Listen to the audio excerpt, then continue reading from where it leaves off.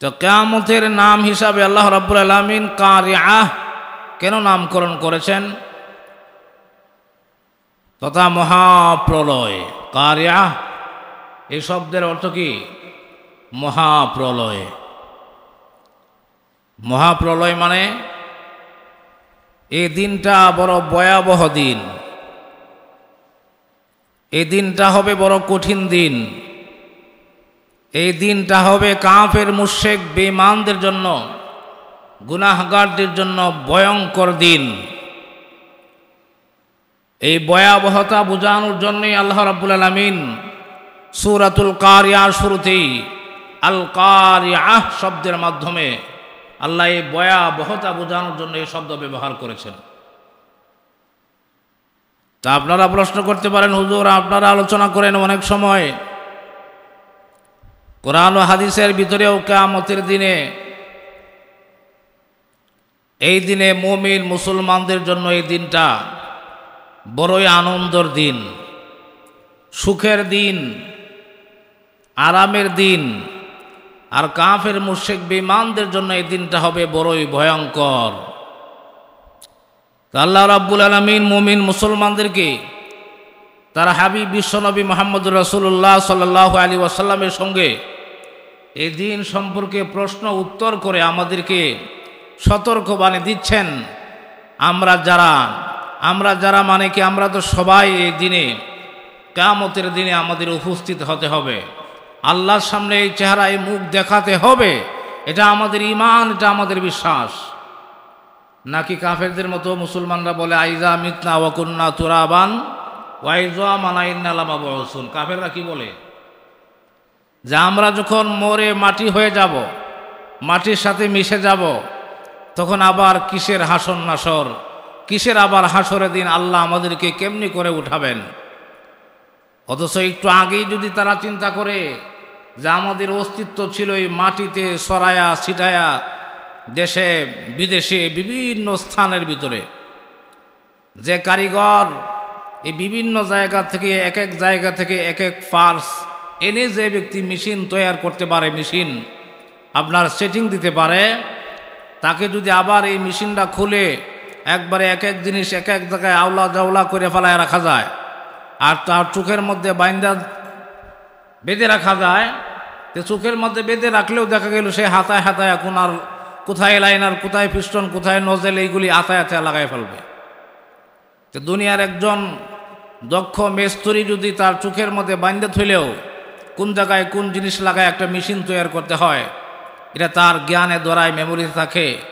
আমার আল্লাহ আহকামুল হাকিমিন, আল্লাহ রাব্বুল আলামিন, যিনি আমাদের সৃষ্টিকারী স্রষ্টা, যিনি আমাদেরকে সৃষ্টি করেছেন, যিনি আমাদেরকে বানাইছেন, তিনার পক্ষে কি এই শরীর মাটির সাথে মিশে যাওয়ার পরে আবার সেই মাটি থেকে পুনরায় উত্থান করা, এটা কি তার পক্ষে অসম্ভব?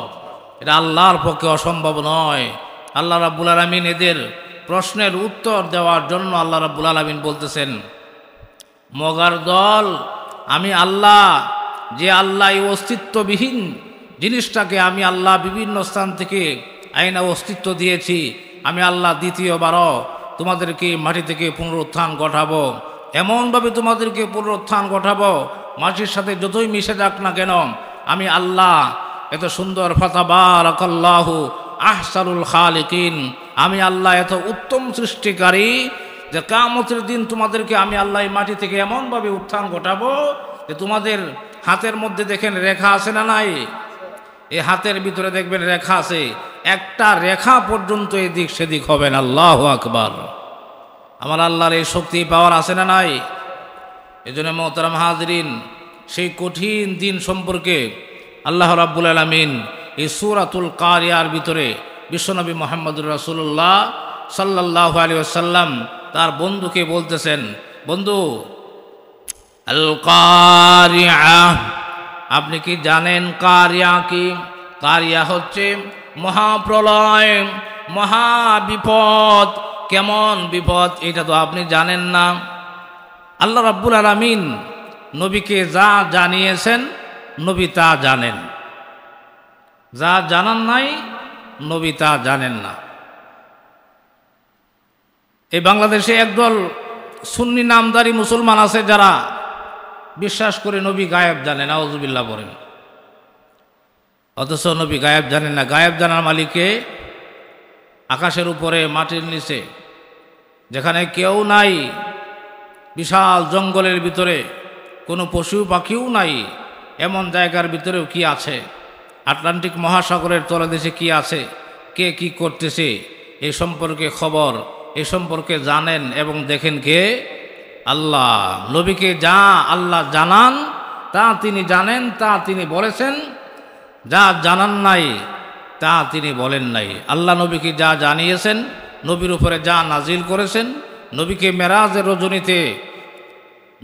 রজনীতে নবীকে জিবরাইল আমিনের মাধ্যমে যা দেখিয়েছেন গোড়ায়া গোড়ায়া, এইগুলি নবী পৃথিবীতে আসার পরে, মেরাজ থেকে আসার পরে তিনি তা বলেছেন। এই কথাগুলি হাদিসের কিতাবের পৃষ্ঠায় পৃষ্ঠায় লিপিবদ্ধ আছে। আর বাহিরে নবীও গায়েব জানেন না। গায়েব জানার মালিক একমাত্র আমার আল্লাহ। তো আল্লাহ রাব্বুল আলামিন যে এখানে প্রশ্ন করতেছেন আল কারিয়া, বন্ধু আপনি কি জানেন কারিয়া কি? কারিয়া হচ্ছে আল কারিয়াতু মাল কারিয়া ওয়া মা আদরাকা মাল কারিয়া। আল্লাহ রাব্বুল আলামিন প্রথম আয়াতের ভিতরে প্রশ্ন করেন, দ্বিতীয় আয়াতের মাধ্যমে আল্লাহ রাব্বুল আলামিন নিজে জবাব দেন। কারণ আল্লাহ যদি জবাব না দেয় নবী তো বলতে পারবে না। এই জন্য আল্লাহ রাব্বুল আলামিন সূরাতুল কারিয়ার প্রথম আয়াতের ভিতরে আল্লাহ বন্ধুকে প্রশ্ন করেন আল কারিয়া, আপনি কি জানেন কারিয়া কি? দ্বিতীয় আয়াতের মধ্যে আল্লাহ নিজেই উত্তর দিয়ে বলেন ওমা আদরাকা মাল কারিয়া। কারিয়া হচ্ছে তথা কিয়ামতের দিন হচ্ছে, এটা মহাপ্রলয়ের দিন, মহা সংকটময় সময়। কেমন মহা সংকট, কেমন বিপদ, এই সম্পর্কে কোরআনুল কারীমের অন্য আয়াতের ভিতরে আল্লাহ রাব্বুল আলামিন জালিমদের অবস্থা আল্লাহ নিজে বয়ান করতেছেন। আল্লাহু আকবার। ওয়া ইয়াউমা তাশাক্কাকুস সামাউ বিল গামামি ওয়া নুজ্জিলাল মালাইকাতু তানজিলা আল মুলকু ইয়াউমা ইযিনিল হাক্কু লিররহমান ওয়া কানা ইয়াওমান আলাল কাফিরিনা আসীরা ওয়া ইয়াউমা ইয়া'আদ্দুজ জালিমু আলা ইয়াদাইহি ইয়াকুলু ইয়া লাইতানি ইত্তাখাযতু মা'আর রাসূলি সাবিলা ইয়া ওয়াইলাতা লাইতানি লাম আত্তাখিয ফুলানান খালিলা। আল্লাহ রাব্বুল আলামিন আয়াতে কারিমার ভিতরে, আয়াতে কারিমার শুরুতে কিয়ামতের দিনে, সেই দিনটা এমন ভয়ঙ্কর দিন হবে যে অপরিচিত কিছুই থাকবে না। আকাশে যারা আছে আকাশবাসীদেরকে জমিনে নামিয়ে দেওয়া হবে। আল্লাহু আকবার। তখন ফেরেশতা দেখা যাবে। সুবহানাল্লাহ। বিহামদি। মুহতারাম হাজরিন, এইভাবে করে আল্লাহ রাব্বুল আলামিন সব গোপন প্রকাশ করে দিবেন। আর এই প্রকাশ দেখেই জালেম কাফের মুশরিক বেঈমানেরা ওয়া ইয়াউমা ইয়া'আদ্দুজ জালিমু আলা ইয়াদাইহি, জালেমরা এই ভয়ঙ্কর অবস্থা দেখে মাথা নষ্ট হয়ে যাবে। টেনশনে তারা এরকমভাবে বলতে থাকবে আমরা কি করি, হায় আফসোস কি করি, কই যাই, কই গেলে বাঁচবো, কই গেলে একটু ঠান্ডা পানি পাবো, কোথায় গেলে একটু শ্যামা পাবো, কোথায় গেলে একটু এরকমভাবে স্বস্তি পাবো। এরা এরকমভাবে তাল করতে পারবে না, কোথায় যাবে, কি করবে। এই অবস্থার মধ্যে, এই টেনশনের মধ্যে জালেমরা আলা ইয়াদাইহি, আল্লাহু আকবার, তাদের নিজেদের হাত কিরকমভাবে কামড়াইতে আরম্ভ করবে। আল্লাহু আকবার। নিজের হাতকে খাইতে খাইতে খাইতে খাইতে মুফাসসিরিনে কেরাম বলেন তাদের এই কোন পর্যন্ত নিজের হাত নিজেই খেয়ে ফেলবে। কেমন টেনশন হইলে মনে করেন এরকম নিজের হাত নিজেই কামড়ায় খেয়ে ফেলছে, এটা সে নিজেও টের পাইতেছে না। জালেমদের এই কঠিন অবস্থা হবে, এরপরেও কি তারা বাঁচতে পারবে?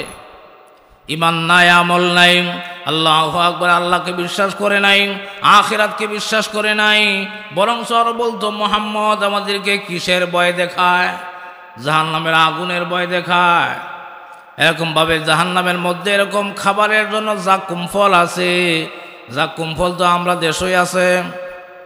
এরকম ঠাট্টা মস্কারি করত মুহাম্মদ রাসূলুল্লাহ সাল্লাল্লাহু আলাইহি ওয়াসাল্লাম যখন কাফের মুশরিক বেঈমানদেরকে জাহান্নামের আযাবের ভয় দেখাইতো।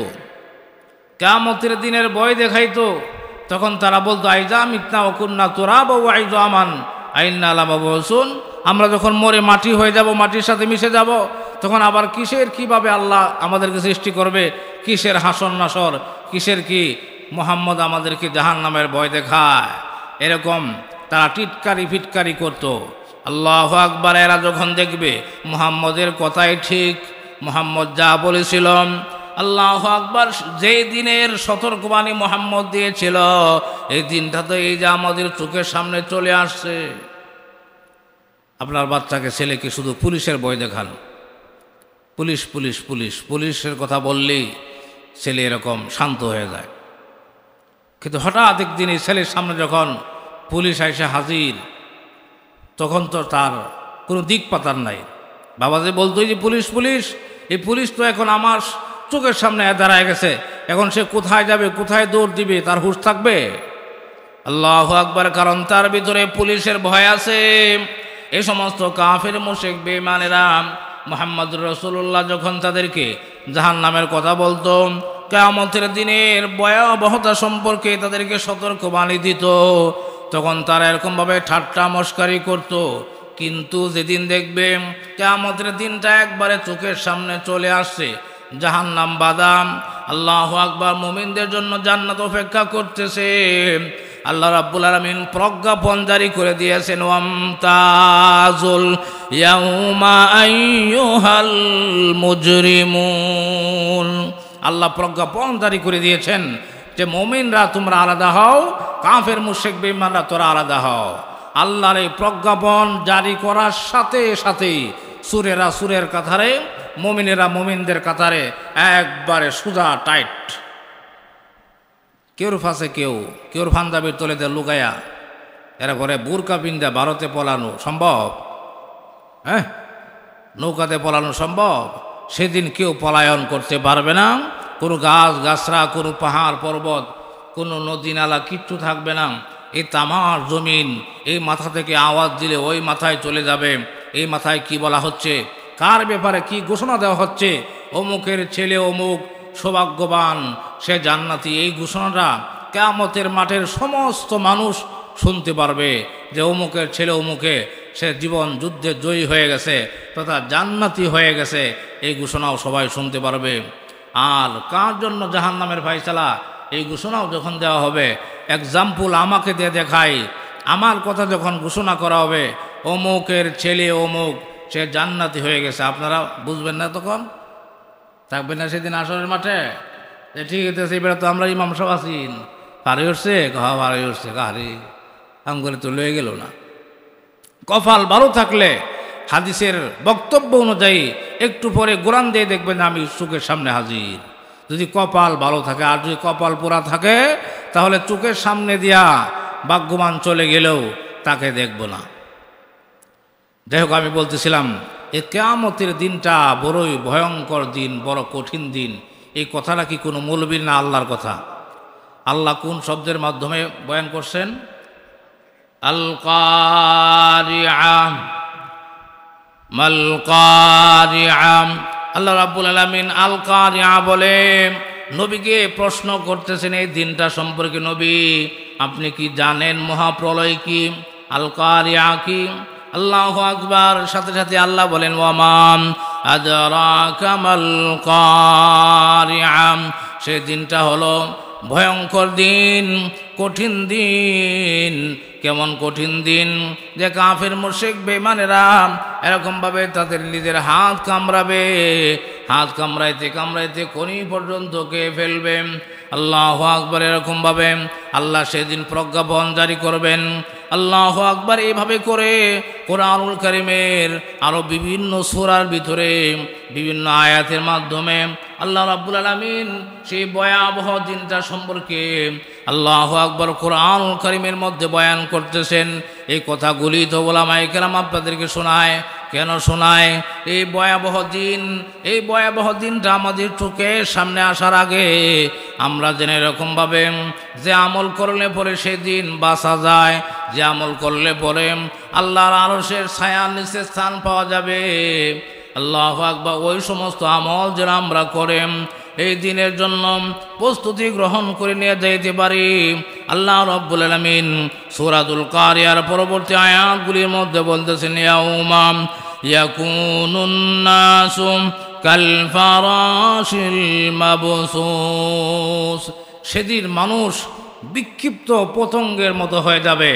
বুঝেন নাই? এক্সাম্পল, এরকম ধান কাটার পরে সাথে সাথেই যদি এই বিশাল চকের ভিতরে বড় করে বন দিয়ে আগুন ধরানো হয়, তখন লাইট দিয়ে দেখবেন আপনার বিভিন্ন পোকা মাখড় এমনভাবে কিলবিল কিলবিল করে জাপায় এর মধ্যে পড়তেছে, এই আগুনের মধ্যে পড়তেছে। চতুর্দিক দিয়ে দেখবেন, এখানে যদি অল্প সময়ের জন্য আপনি দাঁড়ান, দেখবেন আপনার নাক দিয়া চোখ দিয়ে এরকমভাবে আঘাত করতেছে, ঢুকতেছে।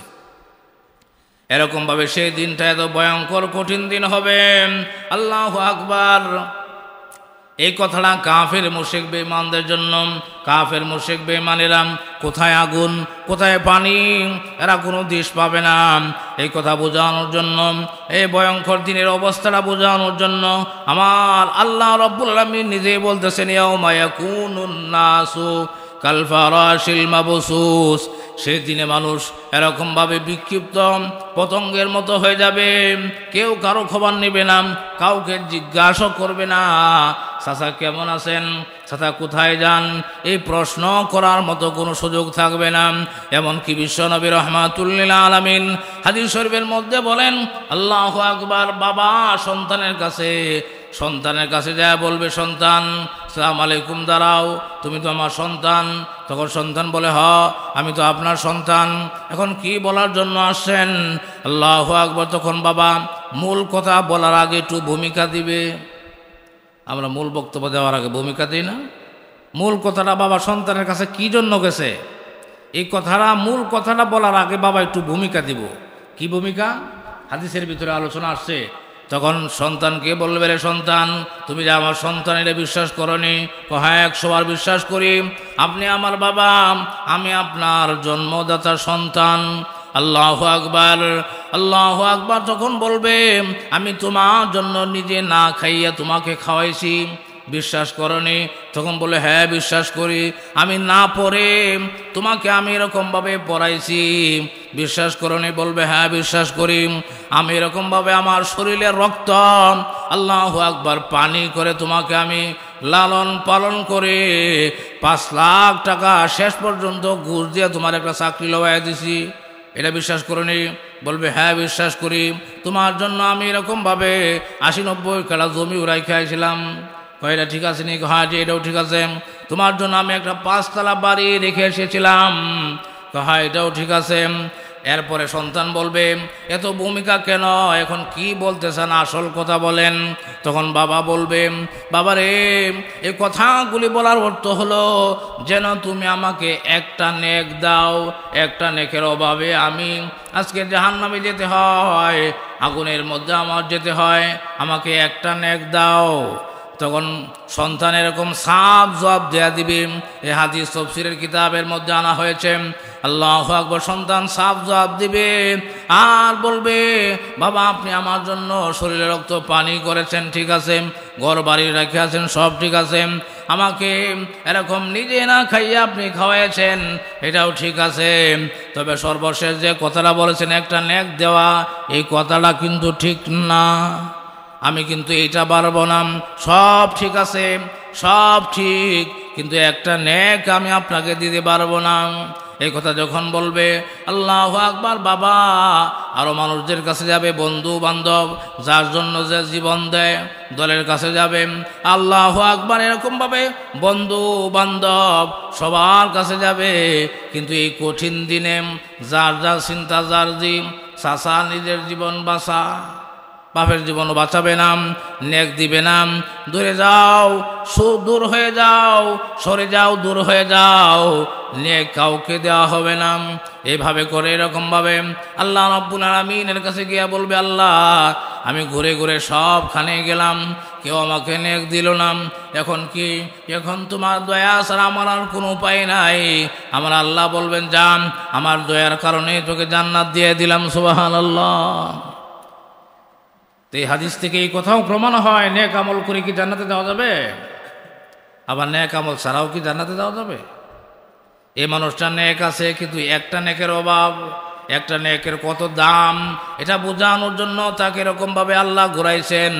ঘুরায় সর্বশেষ আল্লাহ কথায় প্রমাণ করেছেন, আল্লাহু আকবার, আমার দয়া ছাড়া তুমি দুনিয়াতে এক সেকেন্ডেও বাঁচতে পারোনি, আমার দয়া ছাড়া তুমি নেক আমলও করতে পারোনি, সুতরাং আমার দয়া ছাড়া তুমি আজকে জান্নাতেও যাইতে পারবা না।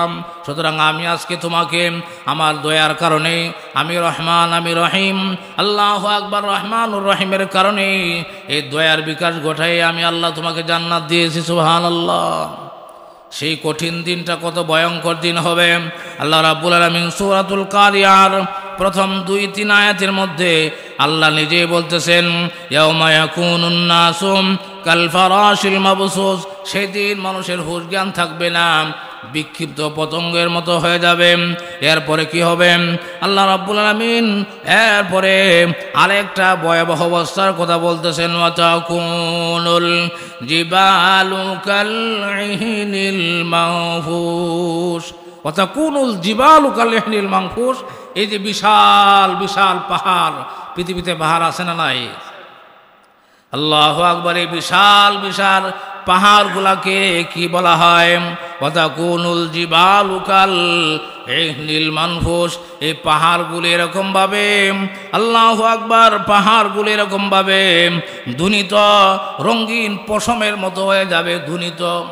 তার মানে লুম্বা যদি এরকম মহিষের লুম্বা, দুম্বার লুম্বা আছে না নাই? এই লুম্বাগুলি যদি এরকমভাবে ধুনা হয়, তুলা যে ধুনে, তুলা ধুনে না, ধুনার পরে যদি এই তুলাগুলিরে রং লাগায় আকাশে উড়াইয়া দেওয়া যায়, দূর থেকে কি দেখা যাবে? এরকম ঝিলমিল ঝিলমিল করতেছে, উঠতেছে। আল্লাহ রাব্বুল আলামিন বলেন সেই দিনটা বড় ভয়ঙ্কর দিন হবে। ওয়া তাকুনুল জিবালু কাল ইহনিল মানফুস। এই পৃথিবীতে পাহাড়গুলি এরকমভাবে ধুনিত তুলার মতো এরকমভাবে উঠতে আরম্ভ করবে। এই অবস্থা দেখলে কি আতর মাঝে পানি থাকে? হঠাৎ উত্তর বাদ থেকে যদি এরকম বিশাল ভয়ঙ্কর ডাক দিয়া একটু শ করে বাতাস আওয়া শুরু করে, এতেই কি আমাদের কলিজায় পানি থাকে? এই গরু করি, ছাগল করি, এ বাচ্চাটা কই, নাতিনটা কই, গড়ায় সব লইয়া, কারণ উড়ায় নিয়ে চলে যায় কিনা। তা কেমন ভয়ঙ্কর বাতাসটা হবে, যে বাতাসের কারণে এই পাহাড়গুলি তুলার মতো এরকমভাবে উড়ে এরকম উঠতে আরম্ভ করবে। সেদিন আত্মর মাঝে পানি থাকবো? সেদিন আত্মর মাঝে পানি থাকবে? আল্লাহ রাব্বুল আলামিন এর বলতেছেন, ওয়া তাকুনুল জিবালু কাল ইহনিল মানফুস ফাম্মা মান সাকুলাত মাওয়াজিনু। সেই কঠিন দিনে, সেই ভয়াবহ দিনে যাদের নেকের পাল্লা ভারী হবে। কিসের পাল্লা? নামাজ পড়া কি নেক আমল না বদ আমল? হজ করা কি নেক আমল না বদ আমল? দান সৎকা করা নেক আমল না বদ আমল? নামাজ না পড়া নেক আমল না বদ আমল? তাহলে তো বোঝা গেল আপনার নেক আমল বুঝেন, বদ আমল এই বদামি করে করেন না আর কি। নেক আমল বুঝেন আর বদ আমল বুঝেন, এটা আলেম ছাড়াই, মাদ্রাসায় পড়াশোনা করা ছাড়াই আল্লাহ মানুষের বিবেকটাকে এত পরিষ্কার করে দিয়েছেন, কোনটা ন্যায় কোনটা অন্যায় এটা তার বিবেক দিয়েই বুঝতে পারে। বুঝতে পারে কি না? স্কুলে এক অক্ষর লেখাপড়া করে নাই, মাদ্রাসায় একদিনও লেখাপড়া করে নাই, কিন্তু এর পরেও নামাজ পড়লে যে সওয়াব হয়, না পড়লে যে গুনাহ হয়। অন্যের মাল চুরি করলে যে এটা হারাম, অন্যের মাল চুরি করে খাওয়া যে এটা জায়েজ নাই, যে খারাপ কাজ, এমন বিবেকবান মানুষ আছে না বাংলাদেশে? চুরি করা হারাম, চুরি করে মাল খাওয়া এটা শুধু ইসলামে না, এটা হিন্দু ধর্মের মধ্যেও আছে চুরি করা এটা ঘৃণিত কাজ। খ্রিস্টানদের ধর্মের ভিতরে আছে চুরি করা এটা ঘৃণিত কাজ, এটা ভালো কাজ নয়। সুতরাং আল্লাহ রাব্বুল আলামিন এই কঠিন দিনের ভয়ঙ্কর এই কয়েকটা তথ্য দেওয়ার পরে আল্লাহ রাব্বুল আলামিন সূরাতুল কারিয়ার 6 নম্বর আয়াতের ভিতরে বলতেছেন, ফাআম্মা মান সাকুলাত মাওয়াজিনুহু ফাহুয়া ফি ঈশাতির রাদিয়া। সেদিন যাদের নেক আমলের পাল্লা ভারী হবে তাদের জীবন যাপনই হবে উৎকৃষ্ট, আল্লাহু আকবার, তথা তারাই হয়ে যাবে আল্লাহর জান্নাতি। সুবহানাল্লাহি ওয়া বিহামদিহি।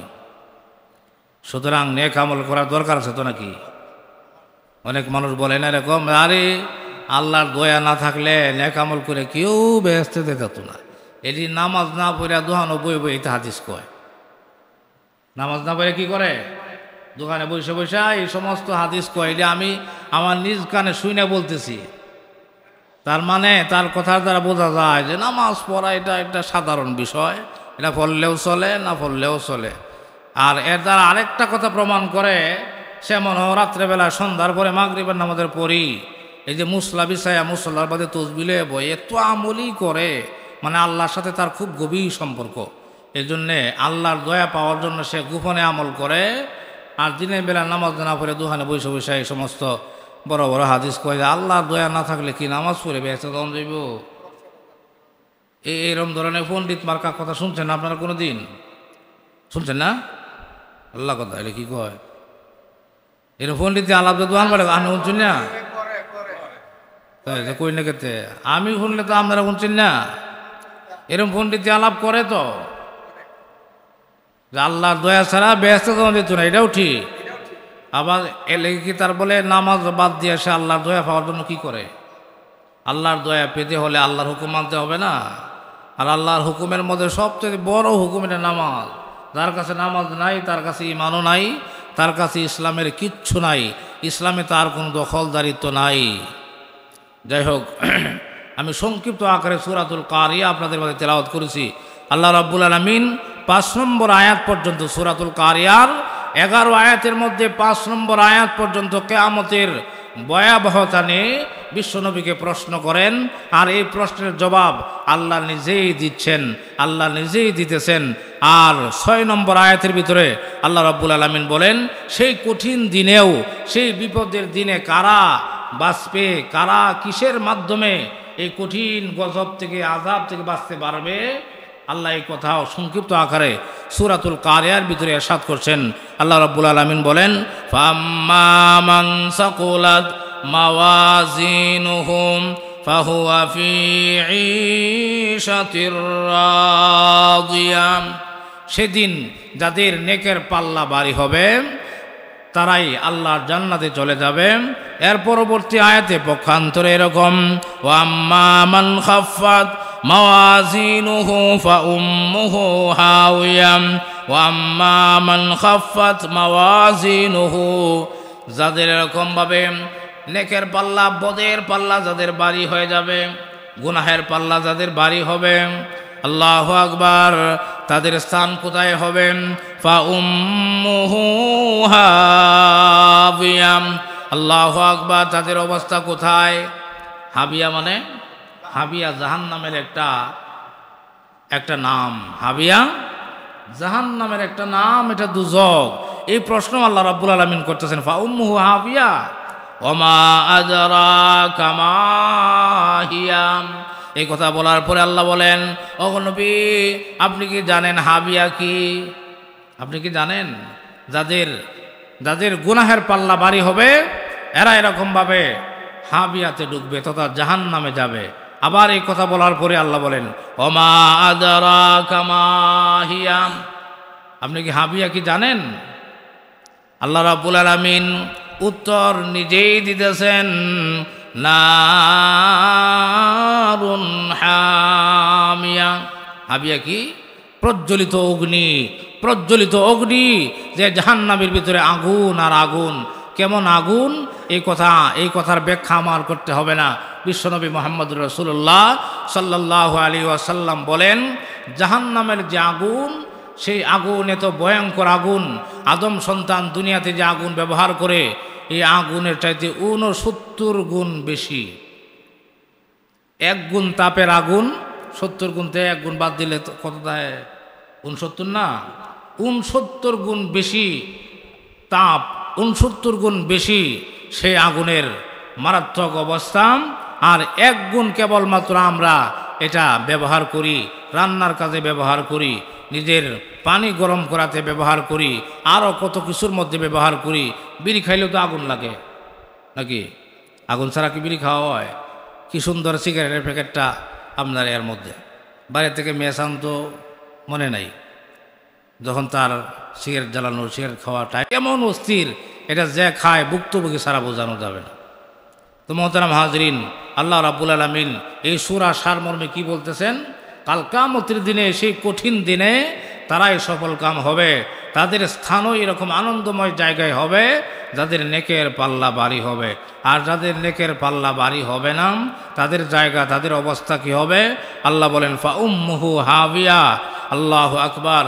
হাবিয়া হচ্ছে জাহান্নামের একটা জায়গার নাম, জাহান্নামের এক নাম। সুতরাং এ সম্পর্কে আল্লাহ আবারও প্রশ্ন করেন, ওমা আদরাকা মা হিয়া, নবী আপনি কি জানেন হাবিয়া কি?